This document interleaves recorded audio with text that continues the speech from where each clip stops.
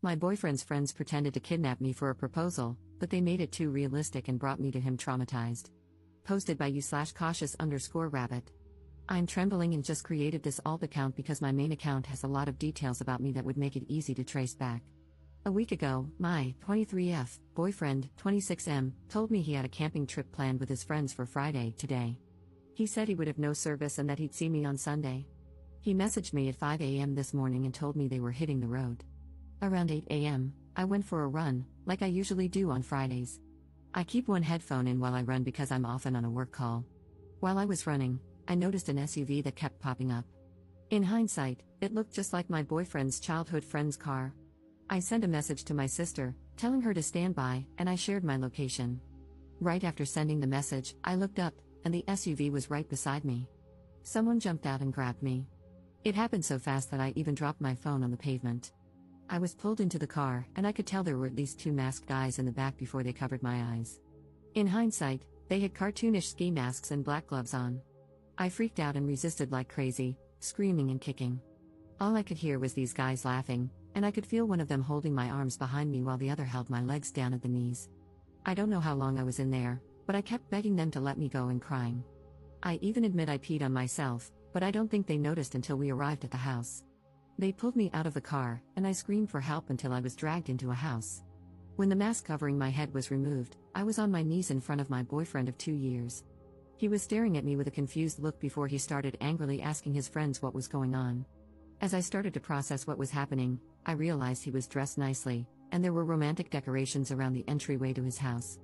I recognized him and the setting, and I collapsed into sobs.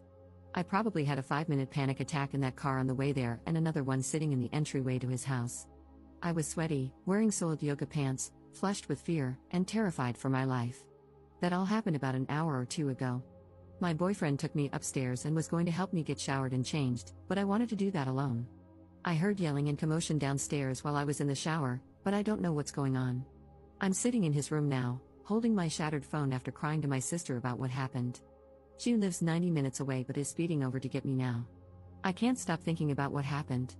Even though I know now I was never in any real danger, I don't think my brain can fully comprehend it. They were snickering and teasing me in deepened voices about what they were going to do to me.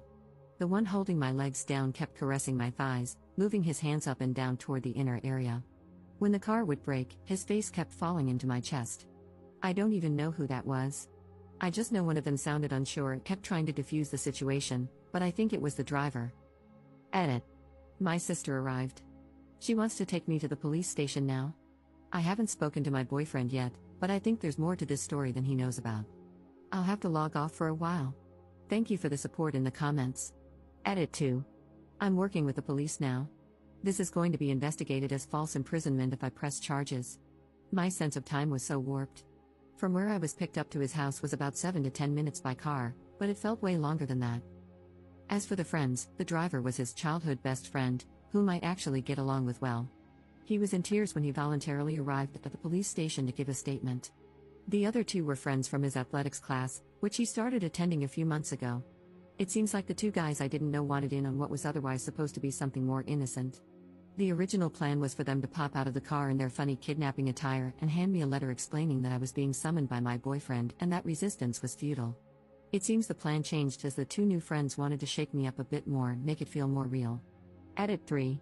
I've had time to calm down and have had long talks with my sister. We are going to meet up with my I'm not sure yet, boyfriend for dinner tonight. He has been respectful of my requests for space but has been emotional whenever he thinks about what I went through this morning. His best friend contacted me repeatedly, apologizing for allowing it to get that far, but I asked him to stop, and he did. The best friend's fiancé reached out and has been supportive and apologetic, too. I'm astounded by the support I've received here and wish I could thank each of you individually. I've never had anyone other than my sister and boyfriend care for my mental well-being like this. Reddit is a very kind place sometimes. Update 2 weeks later. Hello, I apologize for going MIA. I saw my story posted on r/Bistov Redditor updates, so I finally logged back in. There's a lot I wish I could share with you all, but unfortunately, due to legal consultation, it's best I keep much of it private. In short, I'm healing. My now fiancé proposed to me privately last week. We've had many tough conversations, and his responses to everything reminded me how safe and loved I feel with him. He didn't ask for or endorse that type of plan. I've learned that the two friends I didn't know well were highly influenced by YouTube pranksters and social experiment channels. Also, one of them let us know he is on the spectrum and apologized for his role. I think that's all I can share for now. I am only consulting at the moment and may not press charges. Thank you so much for all the kindness and support. Opening my inbox today warmed my heart incredibly. Edit.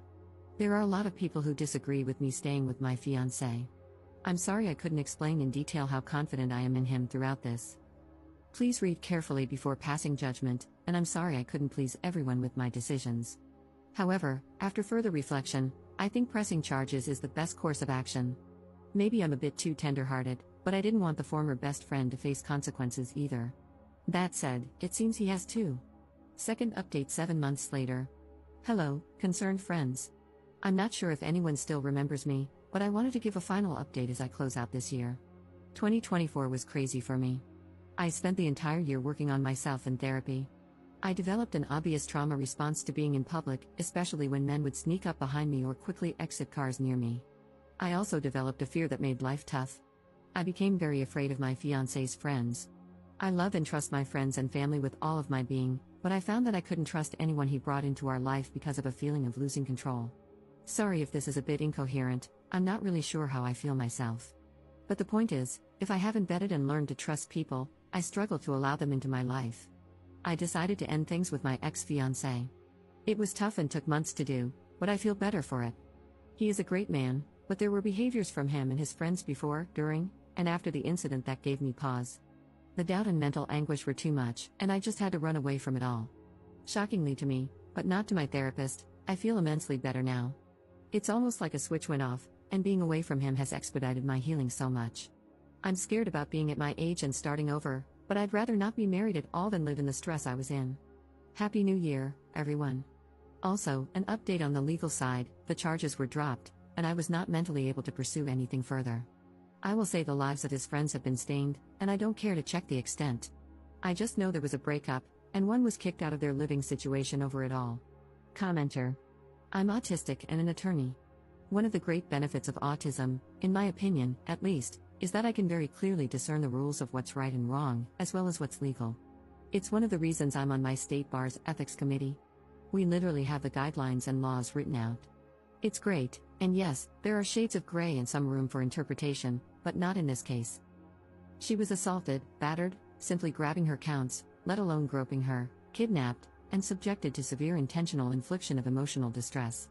I hope OP considers pursuing civil charges, even if going through the criminal system wasn't worth it for her. But I completely understand if she doesn't, as sometimes folks just need to move on.